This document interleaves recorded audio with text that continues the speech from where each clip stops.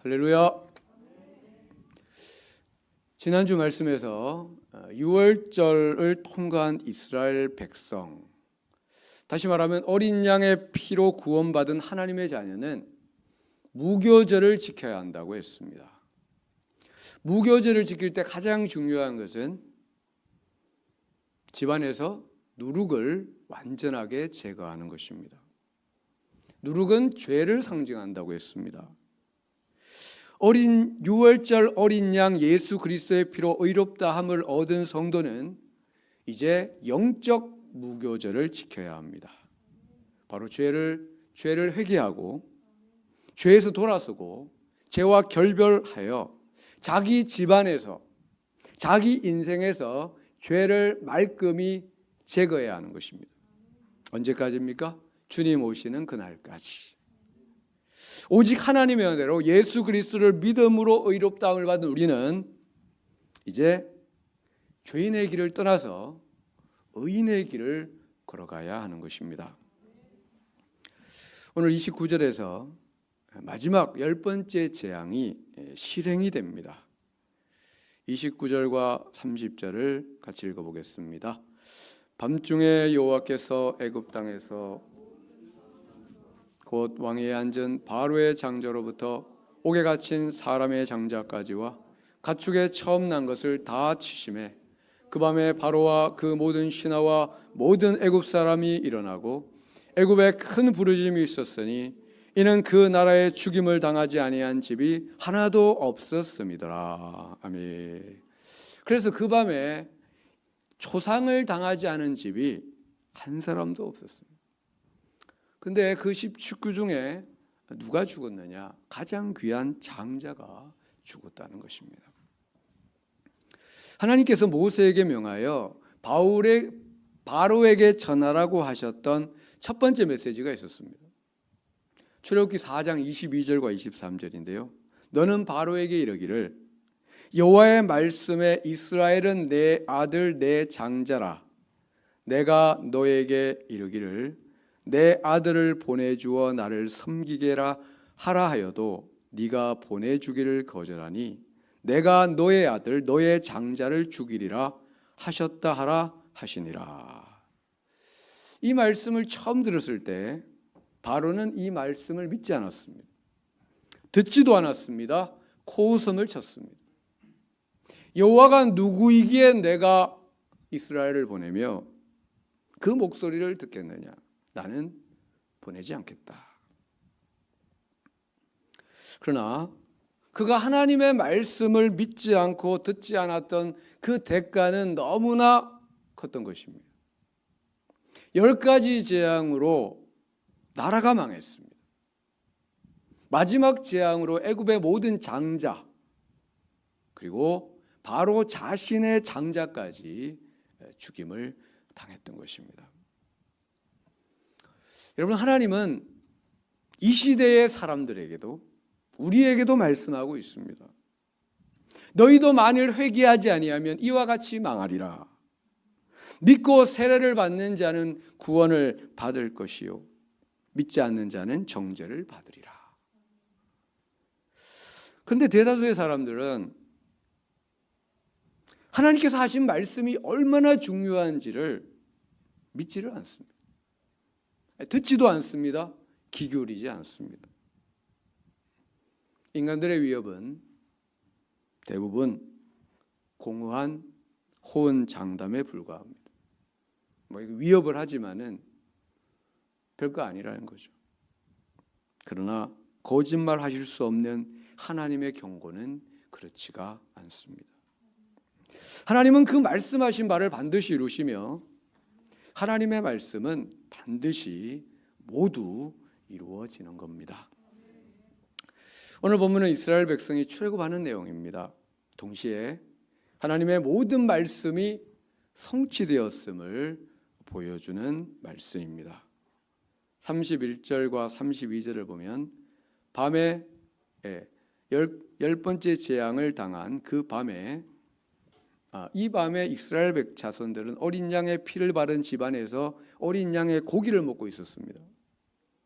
근데 그 밤에 애굽의 모든 장자가 죽임을 당했는데 바로 그 밤에 바로가 모세와 아론을 불러 이르되 너희와 이스라엘 자손은 일어나 내 백성 가운데서 떠나 너희의 말대로 가서 여호와를 섬기며 너희가 말한 대로 너희 양과 너희 소도 몰고 가고 몰아가고 나를 위하여 축복하라 하며. 여기서 바로는 너희 말대로 하라는 말을 두 번 하고 있습니다. 다시 말하면 모세와 아론이 말한 대로 하라는 것입니다. 근데 모세와 아론은 누구의 말을 한 겁니까? 자기 말을 했습니까? 하나님의 말씀을 전했습니다. 다시 말하면 바로가 하나님의 말씀대로 해라 이렇게 말한 것입니다. 전에 바로는 하나님의 말씀을 거부했습니다. 여호와가 누구에게 내가 그 말을 듣겠느냐. 이제는 그 말에 그 말씀에 순종하지 아니할 수가 없었습니다. 여러분, 바로가 아무리 강하다 할지라도 하나님의 말씀을 막을 수는 없습니다. 세상 그 누구도, 마귀도 사탄도 하나님의 말씀을 이길 수가 없습니다.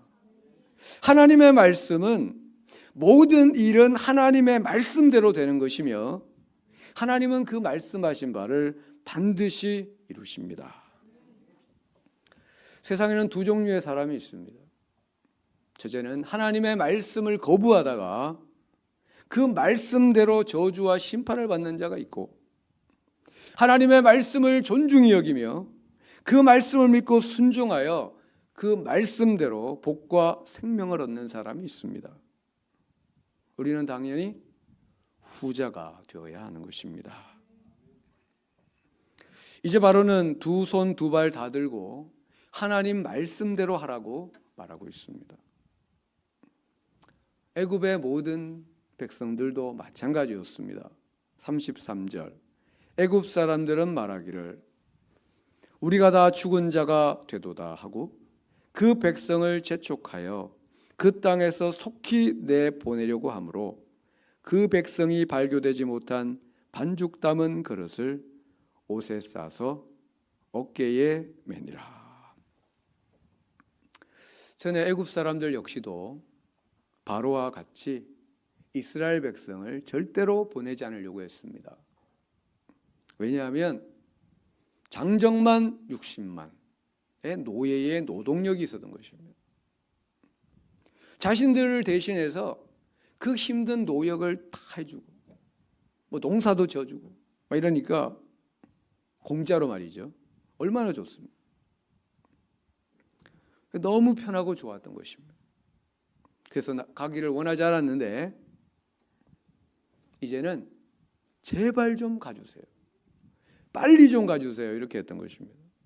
얼마나 심하게 재촉했던지 이스라엘 백성이 발교되지 못한 반죽 담은 그릇을 메고 출발을 했다는 것입니다. 우리말로 하면은 아침밥을 지으려고 쌀을 씻었는데 하도 빨리 나가라고 해가지고 그 씻은 쌀을 그냥 냄비에 담아서 메고 출발했다는 것입니다.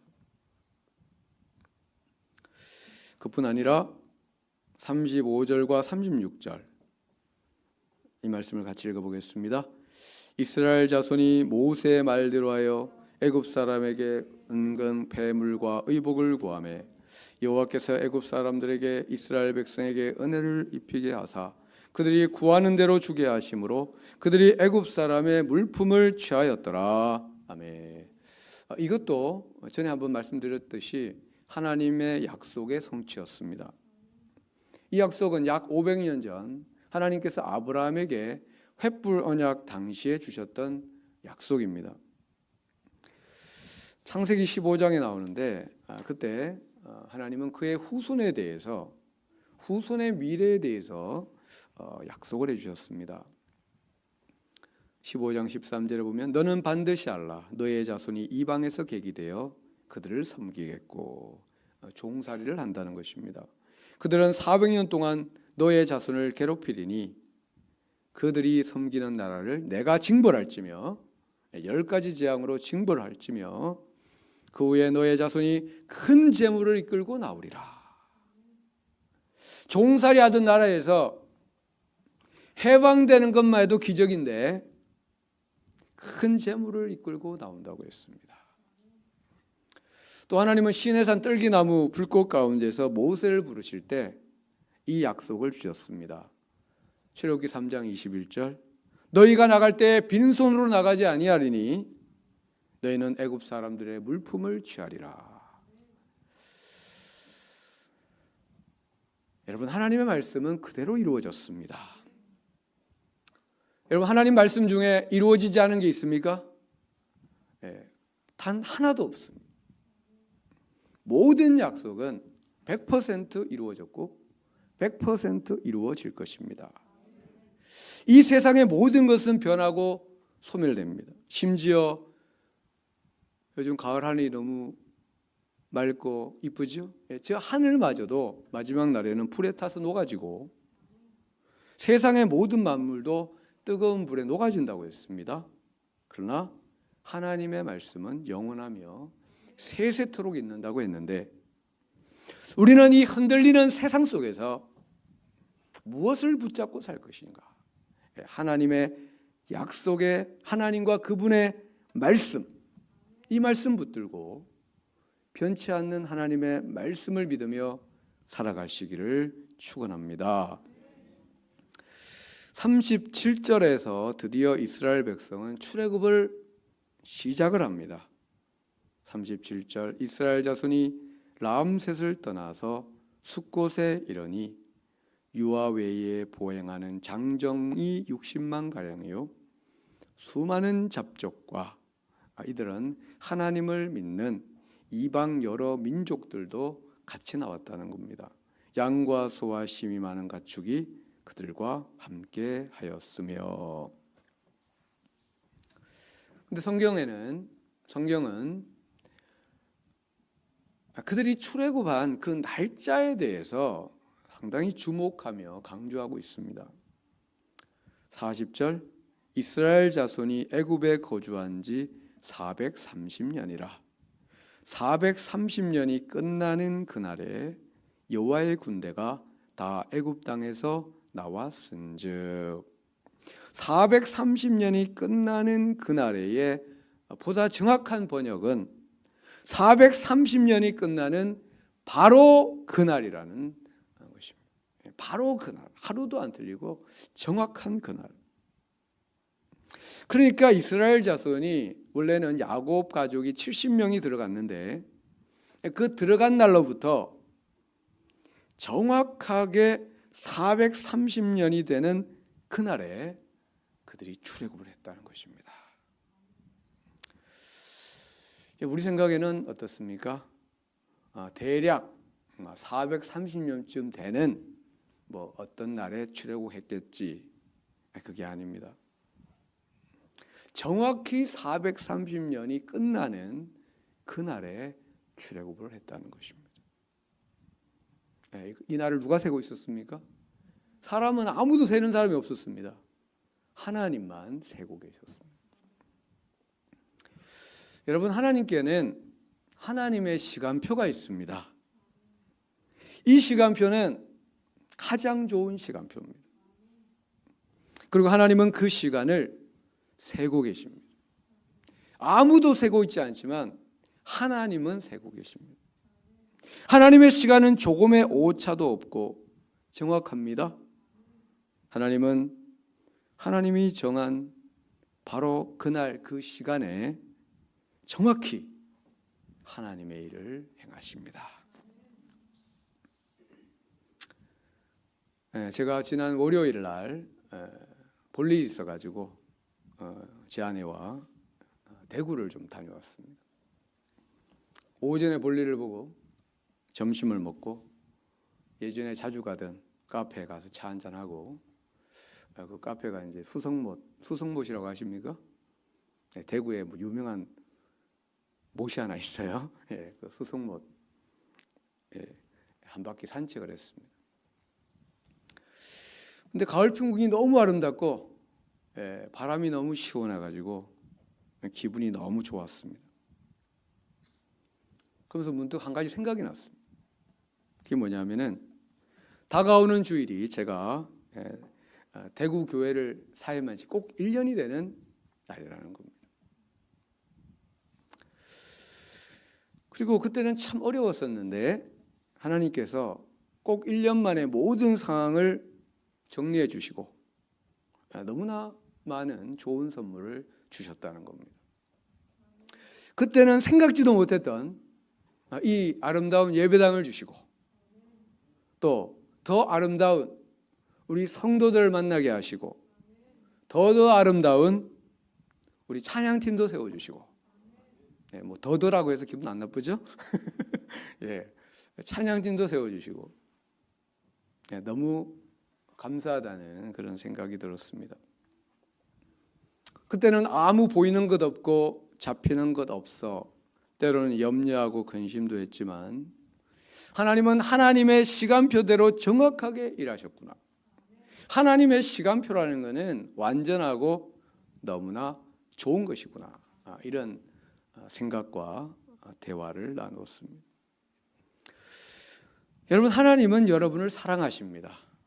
그리고 여러분 각자를 향한 계획과 시간표를 가지고 계십니다. 네, 얼마나 감사합니다. 전능하시고 전지하신 하나님께서 여러분의 시간표를 짜서 가지고 계시고 그 시간표대로 지금 진행하고 있다는 것이 얼마나 감사하냐는 겁니다. 근데 우리는 하나님의 시간표의 정확한 내용을 잘 모릅니다. 왜냐하면 하나님은 잘 알려주지 않기 때문에 알려줘도 막 조금 알려주든지 알려주지 않기 때문에 모릅니다. 그런데 내가 모른다고 문제될 것이 전혀 없습니다.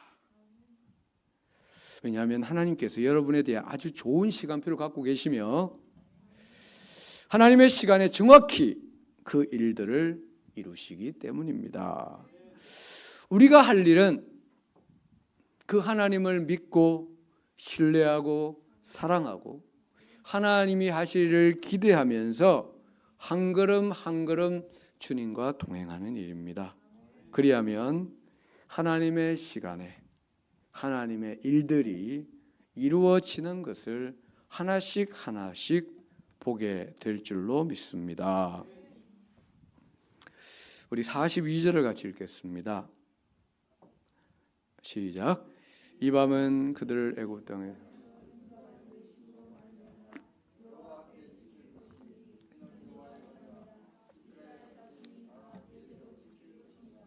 아멘.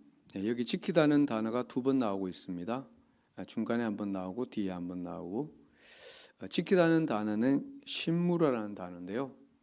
밤을 새워 지켜준다는 뜻입니다. 밤을 새워 지켜준다. 그래서 밤샘 간호를 한다 이런 뜻도 있고요. 철야 경계를 한다 이런 뜻이 있습니다. 우리는 이렇게 밤에 편히 자고 있을 때 누군가는 밤을 새면서 우리를 지켜주고 있습니다. 물론 하나님이 지켜주시고 막 군인들이 지켜주시고 병원에 가면은 의사나 간호사들이 또 지켜주지 않습니까? 하나님이 근데 지켜준다는 뜻인데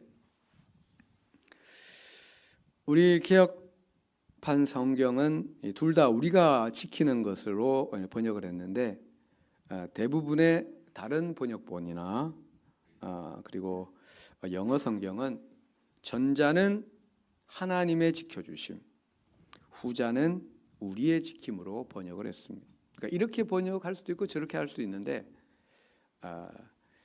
이렇게 나눠서 하는 것이 더 이렇게 번역이 더 많이 되어 있습니다.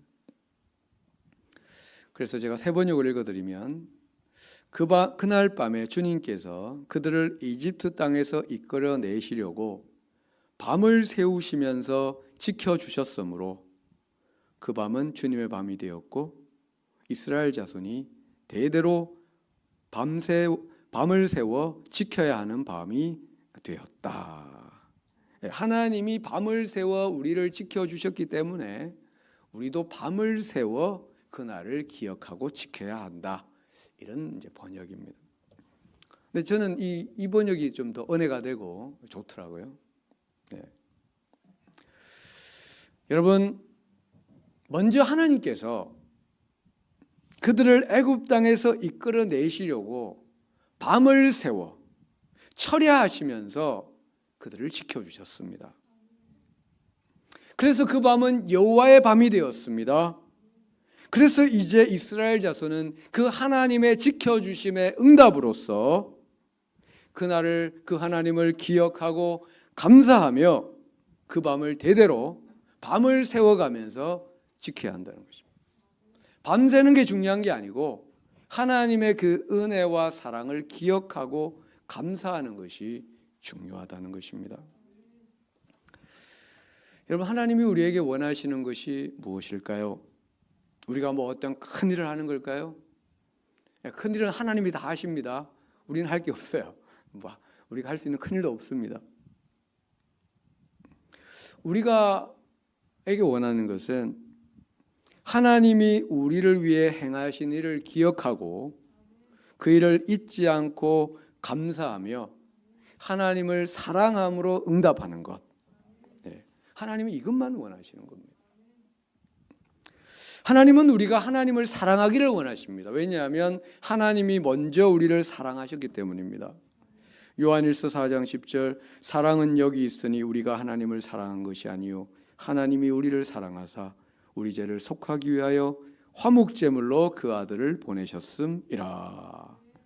하나님께서 그 아들을 화목제물로 주시기까지 우리를 사랑하셨으니 이제 우리가 그 사랑을 잊지 않고 그 사랑을 기억하며 감사하며 하나님을 사랑하라는 말씀입니다. 여러분, 세상의 모든 종교는 인간이 신을 위해 어떤 일을 하는 구조입니다. 인간이 신을 위해 어떤 일을 하는 겁니다. 그러면 신이 감동하여 복을 준다는 그런 구조입니다. 불교를 예를 들어 보겠습니다. 그 불자들이 믿는 석가모니 그분이 그 신자들을 위해서 뭐 한 게 있습니까? 뭐 했습니까? 한 게 아무것도 없습니다. 그가 스스로 돌을 닦아가지고 그냥 부처가 되었다. 이게 전부입니다. 뭐 다른 거 한 거 있으면 저한테 알 좀 주세요. 제가 보기에는 없어요. 해준 게. 그냥 스스로 돌을 닦아가지고 부처가 된 겁니다. 그런데 기독교는 그렇지 않습니다. 우리 인간이 하나님을 위해 한 것이 아무것도 없을 때에, 아니 우리가 죄인 되었고 우리가 하나님의 원수의 자리에 있을 때에 하나님께서 우리를 사랑하시고 독생자를 주시고 우리를 선택하시고 구원해 주셨습니다. 그리고 말씀하는 겁니다. 내가 너희를 이렇게 사랑하니, 내가 너희를 먼저 사랑하니 너희도 나를 사랑하라. 내가 너희를 위해 독생자를 주었으니 너희는 그 독생자를 믿고 그의 말씀을 따르라. 그리하면 산다는 것이죠. 여러분, 우리는 하나님을 예배합니다. 찬양합니다. 헌금도 하고 봉사도 합니다. 왜 하는 겁니까?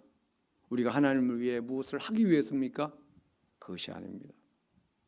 하나님이 우리를 위해 먼저 일하셨기 때문에, 하나님이 우리를 먼저 사랑하시고 선택하시고 구원하셨기에 그 은혜와 사랑에 감격하고 감사하여 반응을 하는 것입니다. 응답을 하는 것입니다. 그것이 우리의 신앙생활입니다. 하나님이 원하는 것은 이거 하나밖에 없습니다. 우리가 하나님의 그 사랑에 바르게 응답하는 것, 그거 하나만을 원하고 있는 것입니다. 그래서 모든 신앙의 사람들이 신앙생활을 하고 하나님을 섬긴 것이 다 그런 것입니다. 하나님이 나를 이렇게 사랑했으니 내가 이렇게 하리라. 우리가 아까 주만 바라볼지라 찬양을 불렀습니다. 하나님의 사랑을 사모하는 자, 하나님의 평안을 바라보는 자. 왜 그렇습니까? 너의 모든 것 창조하신 우리 주님이 너를 우리를 너무나 사랑하시기 때문입니다. 하나님께 찬양과 경배하는 자, 하나님의 선하심을 닮아가는 자. 왜 그렇습니까? 너의 모든 것 창조하신 우리 주님이 우리를 먼저 자녀 삼아 주셨기 때문입니다. 하나님 사랑의 눈으로 너를 어느 때나 바라보시고 하나님 인자한 귀로서 언제나 너에게 기울이시니 어두움에 밝은 빛을 비춰주시고 너의 작은 신음에도 응답해 주시기 때문에 우리는 어느 곳에 있든지 주를 향하고 주님만을 바라보아라. 하나님이 이렇게 늘 사랑하시니 너는 주님을 바라보고 주님을 사랑하라는 그런 찬양인데, 우리가 이 찬양을 함께 부르며 기도로 나아가도록 하겠습니다.